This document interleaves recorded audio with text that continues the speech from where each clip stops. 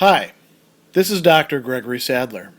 I'm a professor of philosophy and the president and founder of an educational consulting company called Reason.io, where we put philosophy into practice. I've studied and taught philosophy for over 20 years, and I find that many people run into difficulties reading classic philosophical texts. Sometimes it's the way things are said or how the text is structured. But the concepts themselves are not always that complicated, and that's where I come in. To help students and lifelong learners, I've been producing longer lecture videos and posting them to YouTube. Many viewers say they find them useful. What you're currently watching is part of a new series of shorter videos, each of them focused on one core concept from an important philosophical text. I hope you find it useful as well. Franz Kafka's story, The Metamorphosis, has to do with this transformation of Gregor Samsa into whatever we're going to translate it as, a monstrous vermin, insect, bug, and what happens within the family flat and with and through his family as responses to this transformation. And we're going to see that Gregor's parents, which we never get names, they're just Mr. and Mrs. Samsa, are going to be changing as well in the process, going from a kind of passive, retired state of life, at least on the part of the father, to a lesser extent the mother, to becoming more able to take action, to do the things that they consider to be necessary.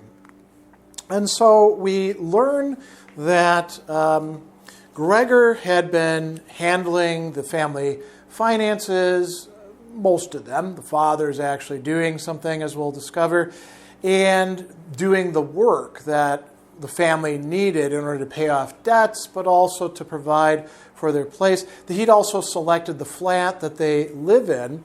And we read that when Gregor had helped his family, he'd set to work with unusual ardor, and almost overnight had become a commercial traveler instead of a little clerk, and had much greater chances of earning money. His success was immediately translated into coin, which he could lay on the table for his amazed and happy family. Those had been fine times. They had never recurred, at least not with the same sense of glory, although later on Gregor had earned so much money that he was able to meet the expenses of the whole household, and did so. They had simply got used to it, both the family and Gregor. The money was gratefully accepted and gladly given, but there was no special uprush of warm feeling. He becomes, so to speak, taken for granted as the family bread earner, the person who is providing for everything. And his mother and father are content to be retired. We read, for example, that his father loves to spend lots of time at breakfast, noshing on things, reading the newspaper. It's a nice existence. They have a cook, they have a serving girl. And then one day, Gregor doesn't show up for his train, and the chief clerk comes to find out what's going on. And now we are in the middle of the crisis. The chief clerk is demanding from Gregor what's going on. Gregor is this bug, has to figure out how to get himself out of his bed, tries to turn the key, and has to do so by biting down on it. Eventually they're able to get it open, and then Gregor comes out. And then we discover a set of responses that are characteristic of the people. So the clerk is horrified and tries to run away. What we're going to find is the father. We get an interesting description here. There's a photograph of the father in military service as a lieutenant, hand on sword, carefree smile on his face, inviting one to respect his uniform and military bearing. Very different than the father who we're seeing depicted early on in the story, but similar to the father we're going to see later. His mother is going to be somebody who doesn't handle the stresses of this all that well. So we find out that his mother whose hair was still undone and sticking up in all directions, first clasped her hands and looked at his father, then took 2 steps towards Gregor and fell on the floor among her outspread skirts, her face quite hidden on her breast. So, sort of a fainting spell, right? His father initially doesn't have the aggressive reaction that we're going to see shortly following. His father nodded his fist with a fierce expression as if he meant to knock Gregor back into his room, but he then looks uncertainly around the living room, covered his eyes with his hands, and wept until his great chest heaved. So, the father initially will make a gesture, but then breaks down into tears.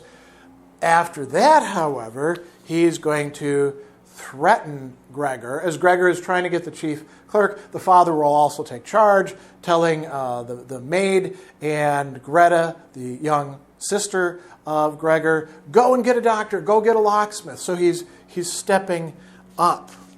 Now, a little bit later, we're going to find out that his mother wants to see Gregor, and we get a long set of pages sort of narrating some important events. So, for the first fortnight, his parents could not bring themselves to the point of entering his room, which his sister is doing, and he heard them expressing their appreciation of his sister's activities.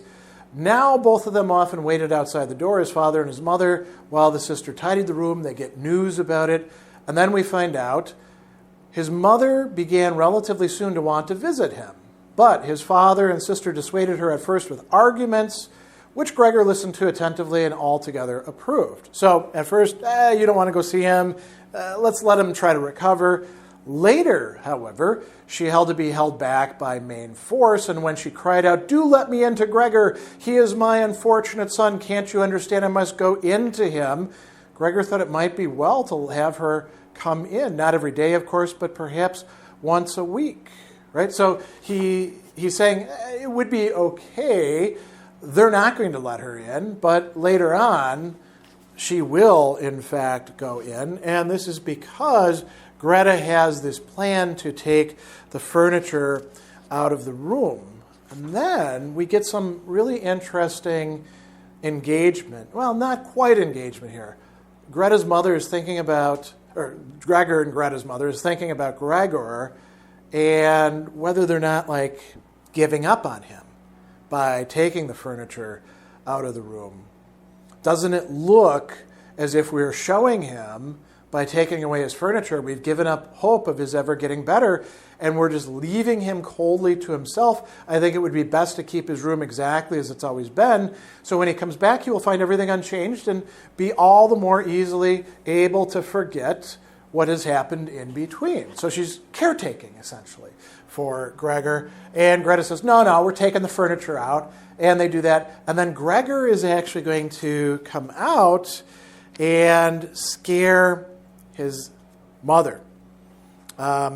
So, at first he's trying to hide, but then there is a picture on the wall that Gregor wants them to leave there, and when the mother sees him, she screams in a loud, hoarse voice, "Oh God, oh God," fell with outspread arms over the sofa as if giving up, and did not move. So once again, a fainting spell on the part of the mother. So, she's kind of a passive character in this story. She intends the best for Gregor, but she's not able to do much of anything. And we will find out later on that she's also, caretaking, along with Greta, her husband, Gregor's father. They would, try to get him to go to bed. The mother plucked at his sleeve, whispering endearments in his ears. The sister left her lessons to come to her mother's help. Gregor's father was not to be caught. He would sink down deeper into his chair. Not until the two women hoisted him up by the armpits did he open his eyes and look at them both, one after the other, usually with the remark, "This is a life. This is the peace and quiet of my old age." Right? So he's complaining about the situation. Now, the father is a more dynamic individual in this story, starting out not really being quite so, but eventually becoming much more so. And we find that he's going to explain to them their financial situation, which is that he has actually kept back some information from Gregor, which Gregor, to be fair, didn't ask for. The money that Gregor brought home every month, he'd kept only a few dollars for himself, had never been quite used up and now amounted to a small capital sum, a nest egg, so to speak. But it's not enough to live on, so somebody's going to have to go to work because Gregor can't work. The father is going to work and he's going to get dressed in uniform and be sort of, like a porter. Or you could think of him perhaps as like a security guard or something like that for a bank. The mother will take in some sewing. The daughter will start working as well. But this is a difficult prospect for them.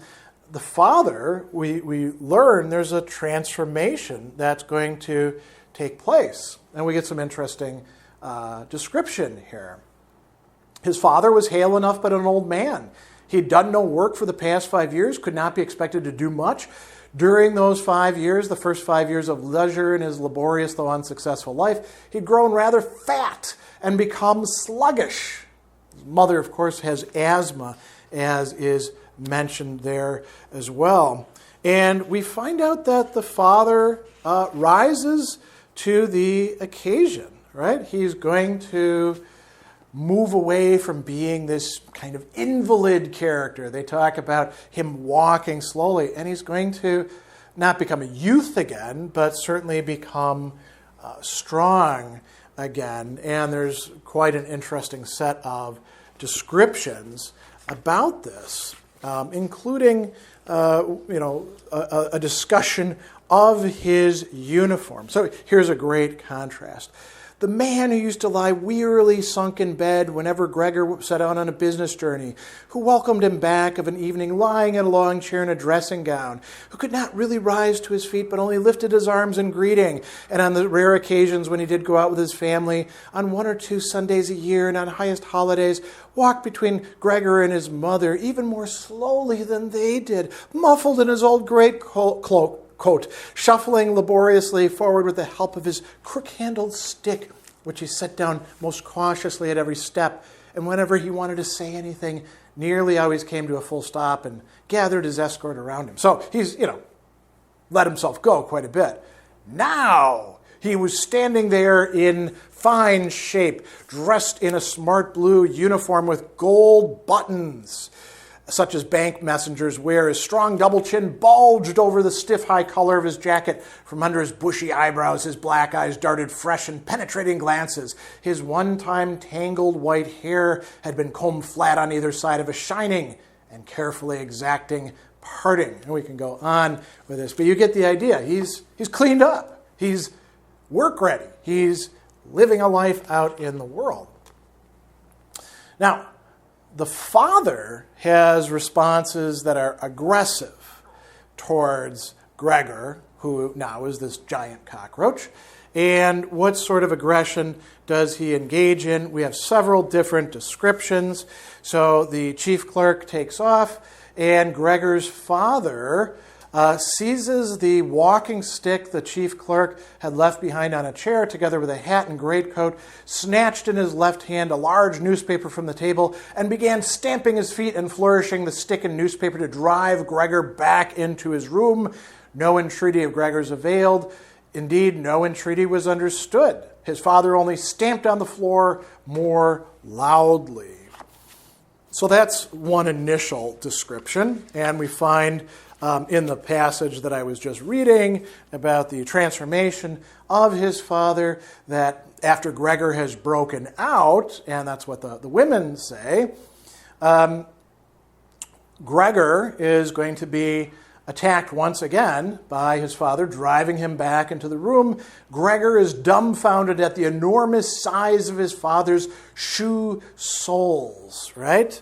And he's being pushed back into the room. And then he gets attacked by what may in fact do him in addition to the not eating, apples. His father is throwing apples at him and do him serious injury, right?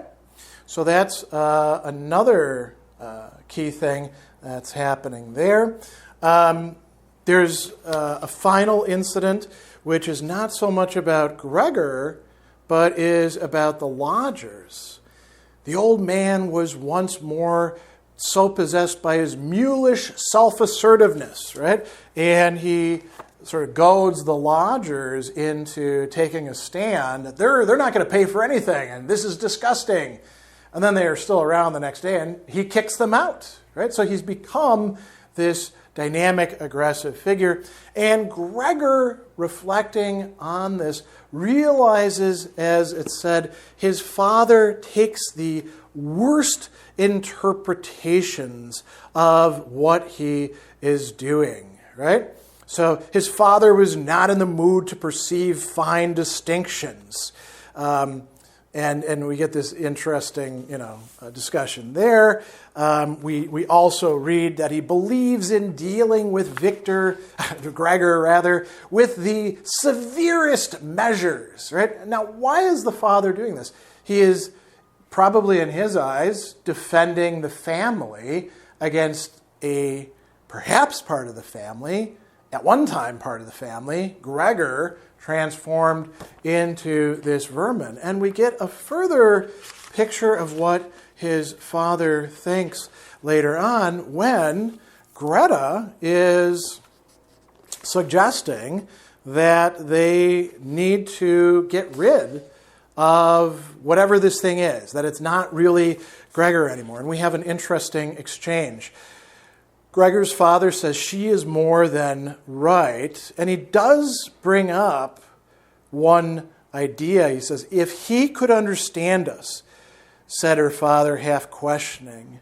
If he could understand us, repeated the old man, then perhaps we might come to some agreement with him.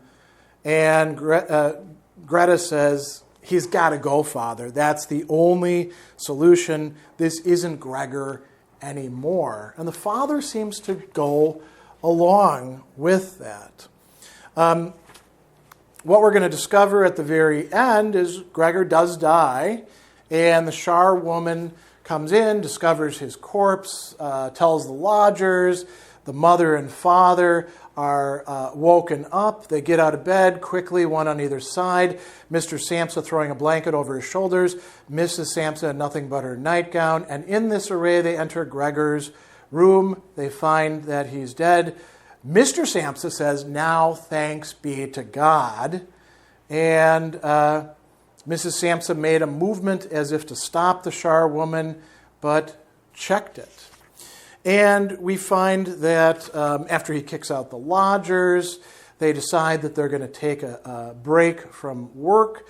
And we also discover that the charwoman has more respect, not a lot of respect, but more respect for Mrs. Samsa than the other members of the family. But it's Mr. Samsa who's going to fire her. And it concludes with all of them realizing, as they take a trip out to the country, that their prospects are actually not so bad, perhaps actually quite good, and that their daughter, now their only child, Greta, is turning into a young woman, and they're going to have to start thinking much more about her future. So, Gregor's mother and father, a little bit less changed than, say, Greta herself, but certainly the father goes back to being this dynamic individual. The mother essentially remains what she is, somebody who loves her son, but is unable to do an awful lot and finds herself repulsed by the